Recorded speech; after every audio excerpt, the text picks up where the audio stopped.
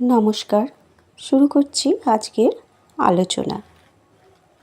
ঠাকুর যে বলেছিলেন বালকের মতো বিশ্বাস, তা কেমন বালকের মতো বিশ্বাস?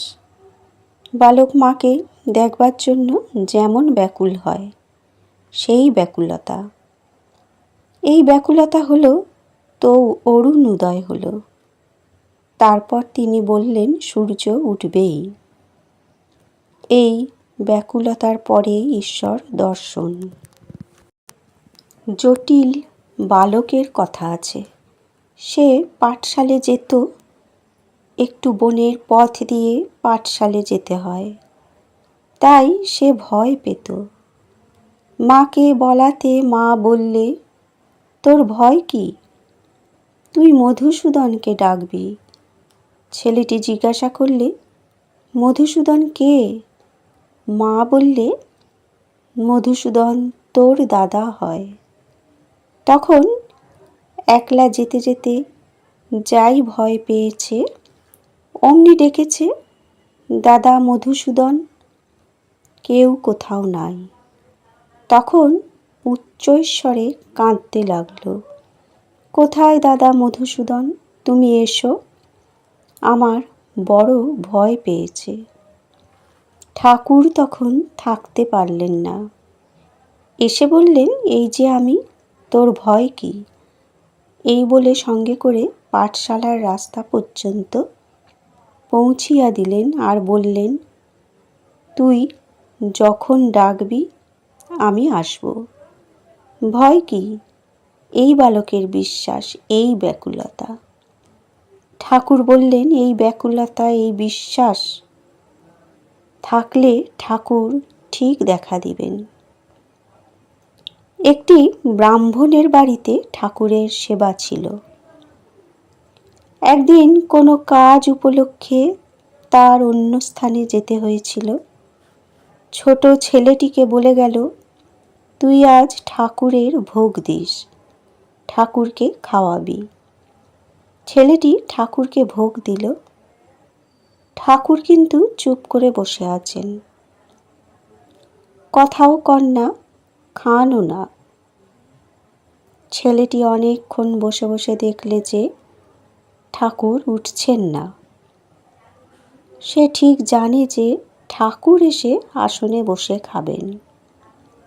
তখন সে বারবার বলতে লাগলো, ঠাকুর এসে খাও, অনেক দেরি হলো, আর আমি বসতে পারি না। ঠাকুর কথা কন না। তখন ছেলেটি কান্না আরম্ভ করলে বলতে লাগলো, ঠাকুর, বাবা তোমাকে খাওয়াতে বলে গেছেন, তুমি কেন আসবে না? কেন আমার কাছে খাবে না? ব্যাকুল হয়ে যাই খানিকক্ষণ কেঁদেছে। ঠাকুর হাসতে হাসতে এসে আসনে বসে খেতে লাগলেন।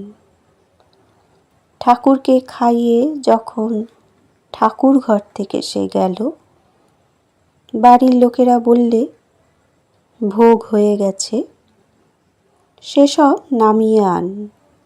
ছেলেটি বললে, হাঁ হয়ে গেছে, ঠাকুর সব খেয়ে গেছেন। তারা বললে, সে কি রে? ছেলেটি সরল বুদ্ধিতে বললে, কেন, ঠাকুর তো খেয়ে গেছেন। তখন ঠাকুর ঘরে গিয়ে দেখে সকলে অবাক। সন্ধ্যা হইতে দেরি আছে। ঠাকুর শ্রীরামকৃষ্ণ নহবতখানার দক্ষিণ পার্শ্বে দাঁড়াইয়া মণির সহিত কথা কহিতেছেন। সম্মুখে গঙ্গা, শীতকাল, ঠাকুরের গায়ে গরম কাপড়।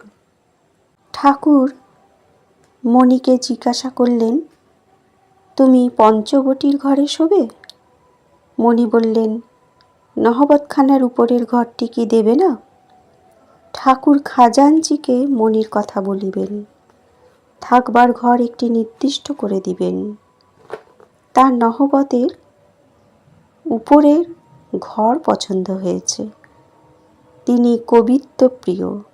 নহবত থেকে আকাশ, গঙ্গা, চাঁদের আলো, ফুল গাছ এসব দেখা যায়। ঠাকুর বললেন, দেবে না কেন? তবে পঞ্চবটির ঘর বলছি এই জন্য, ওখানে অনেক হরিনাম ঈশ্বর চিন্তা হয়েছে। ঠাকুর শ্রীরামকৃষ্ণ বিল্ববৃক্ষের নিকট একদিন মণির সহিত কথা কহিতেছেন। বেলা প্রায় 9টা হইবে। সেদিন ছিল বুধবার, 19শে ডিসেম্বর 1883 খ্রিস্টাব্দ, কৃষ্ণা পঞ্চমী তিথি। বিল্বতল ঠাকুরের সাধন ভূমি, অতি নির্জন স্থান। উত্তরে বারুদখানা ও প্রাচীর, পশ্চিমে ঝাউ গাছগুলি সর্বদাই প্রাণ উদাসকারী শোঁ শোঁ শব্দ করিতেছে। পরেই ভাগীরথী, দক্ষিণে পঞ্চবটী দেখা যাইতেছে। চতুর্দিকে এত গাছপালা, দেবালয়গুলি দেখা যাইতেছে না। ঠাকুর মণির প্রতি বলিলেন, কামিনী কাঞ্চন ত্যাগ না করলে কিন্তু হবে না। মণি জিজ্ঞাসা করলেন, কেন? বশিষ্ঠদেব তো রামচন্দ্রকে বলেছিলেন, রাম, সংসার যদি ঈশ্বর ছাড়া হয় তাহলে সংসার ত্যাগ করো। শ্রীরামকৃষ্ণ বললেন, ঈষৎ হাসিয়া, সে রাবণ বধের জন্য, তাই রাম সংসারে রহিলেন, বিবাহ করলেন। মণি নির্বাক হইয়া কাষ্ঠের ন্যায় দাঁড়াইয়া রহিলেন। ঠাকুর শ্রীরামকৃষ্ণ এই কথা বলিয়া নিজের ঘরে ফিরিয়া যাইবার জন্য পঞ্চবটী অভিমুখে গমন করিলেন। বেলা 9টা হইয়া গিয়াছে। শ্রীরামকৃষ্ণের সহিত মণির কথা চলিতেছে পঞ্চবটী মূলে। মণি শ্রীরামকৃষ্ণের প্রতি বলিলেন, জ্ঞান ভক্তি দুই কি হয় না? ঠাকুর বললেন, খুব উঁচু ঘরের হয়, ঈশ্বরকোটির হয়, যেমন চৈতন্যদেবের। জীবকোটিদের আলাদা কথা। আলো অর্থাৎ জ্যোতি 5 প্রকার। ঠাকুর বললেন, আলো জ্যোতি 5 প্রকার, দীপ আলোক, অন্যান্য অগ্নির আলো, চান্দ্র আলো, সৌর আলো ও চান্দ্র সৌর একাধারে। ভক্তি হচ্ছে চন্দ্র, জ্ঞান হচ্ছে সূর্য। কখনো কখনো আকাশে সূর্য অস্ত না যেতে যেতে চন্দ্রোদয় দেখা যায়। অবতারাদির ভক্তিচন্দ্র, জ্ঞান সূর্য একাধারে দেখা যায়।